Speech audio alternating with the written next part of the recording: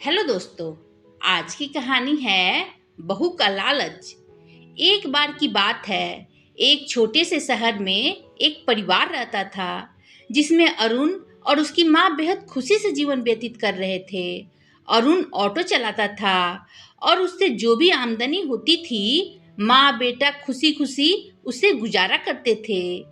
एक दिन उसकी मौसी अरुण के घर आई। उसने अरुण की माँ से अरुण की शादी के बारे में बात की, जिसे सुनकर माँ बहुत खुश हो गई। अब अरुण के लिए एक अच्छी लड़की की तलाश शुरू हो गई। कुछ ही दिनों में अरुण की मौसी को निकिता नाम की एक लड़की मिली, जो देखने में बेहद खूबसूरत थी। अरुण को भी निकिता बहुत पसंद आई और दोनों ने शादी कर ली। शादी के बाद कुछ दिन बेहद खुशी से बीते, लेकिन अरुण और उसकी माँ को निकिता के बारे में यह नहीं पता था कि निकिता कितनी लालची लड़की है। निकिता ने शादी के कुछ दिनों बाद ही अपने रंग दिखाना शुरू कर दिया था। वह महीने में कई बार किटी पार्टी जैसे समारोह में जाने लगी, जिसके लिए निकिता हर पार्टी में नए कपड़े और कीमती जेवर पहनती थी। जब निकिता के नए गहने और कपड़े खत्म हो जाते थे, तब निकिता अपने पति की कमाई से नए कपड़े और गहने खरीद लेती थी, जिससे अरुण के घर में झगड़ा शुरू हो गया था। कई बार ऐसा होता कि महीने का राशन लाने के लिए जो भी पैसे होते थे, उन पैसों से निकिता अपने लिए कपड़े और गहने खरीद लेती थी। एक दिन अरुण ने कहा, निकिता, अपने नए कपड़े और गहने खरीदने में इतना पैसा बर्बाद करने का क्या फायदा है? आपको सोचना चाहिए कि आपके पति की इतनी कमाई नहीं है कि आप एक महीने में 10 किटी पार्टी में जाने के लिए नए नए आभूषण खरीद कर खर्च कर सके। यह सुनकर निकिता गुस्से से लाल हो गई और अरुण से कहने लगी, तुम हमेशा मुझसे कहते रहते हो, कभी भी तुम ज्यादा कमाने के बारे में नहीं सोचते। यदि तुम ज्यादा ऑटो रिक्शा चलाते तो ज्यादा कमाई होती और आज मैं आराम से नए नए कपड़े पहन सकती। यह कहकर निकिता अपनी सास के पास जाती है और कहती है, माँ जी, जो गहने आपके पास हैं मुझे दे दो, मैं इसे पहनकर पार्टी में जाऊंगी। अरुण की माँ ने पूरी बात सुनने के बाद कहा, पुराने जमाने में सभी बहुएं अपने जेवर सास को देती थी, लेकिन तुम मुझसे गहने मांग रही हो। निकिता ने कहा, आप गहनों का क्या करेंगी, मुझे दे दीजिए। अंत में अरुण की माँ ने भी अपने सारे गहने निकिता को दे दिए और निकिता उन गहनों को पहनकर किटी पार्टी में चली गई। इधर निकिता के जाने के कुछ देर बाद ही घर में अरुण की मौसी आ गई। उसने अरुण की माँ से निकिता के बारे में पूछा तो माँ ने निकिता के बारे में सारी बातें बताई। यह सुनकर मौसी ने निकिता को सबक सिखाने की सोची।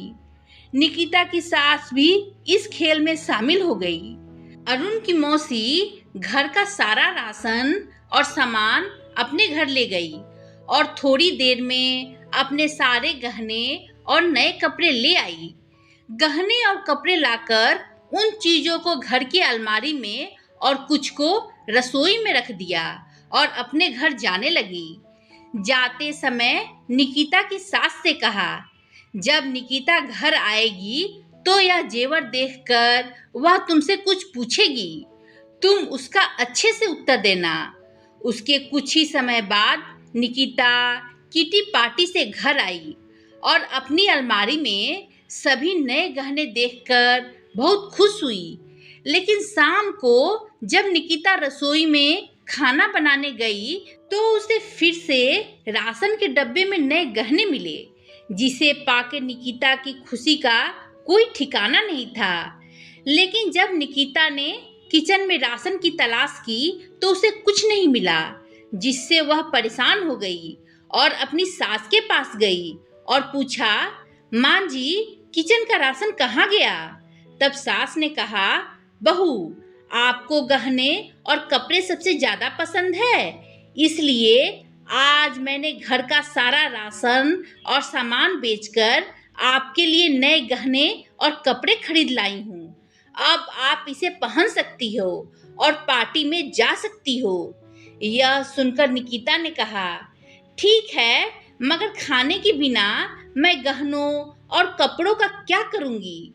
तो सास ने फिर जवाब दिया, अब खाना खाने की क्या जरूरत है? तुम्हें अपनी सबसे प्यारी चीज मिल गई है, तुम्हें इसमें खुशी होनी चाहिए। यह सुनकर निकिता को अपनी हरकत पर पछतावा होने लगा। तभी अरुण की मौसी भी आ गई। उन्होंने कहा, यह सब मैंने आपको समझाने के लिए किया है कि केवल नए कपड़े और आभूषण जरूरी नहीं है, इसके अलावा दुनिया में भी बहुत कुछ होता है। और अगर आपको नए गहने और कपड़े पहनने का इतना शौक है तो आप खुद क्यों नहीं कमाते और उस पैसों से ये सारी चीजें खरीद लेते हैं। सारी बातें सुनने के बाद निकिता को अब सब कुछ समझ में आ गया और अब से उसने फिर कभी ऐसा नहीं किया और अपने पति के कमाए हुए पैसे में खुशी खुशी रहने लगी। दोस्तों, आपको ये कहानी कैसी लगी? कमेंट कर बताएं।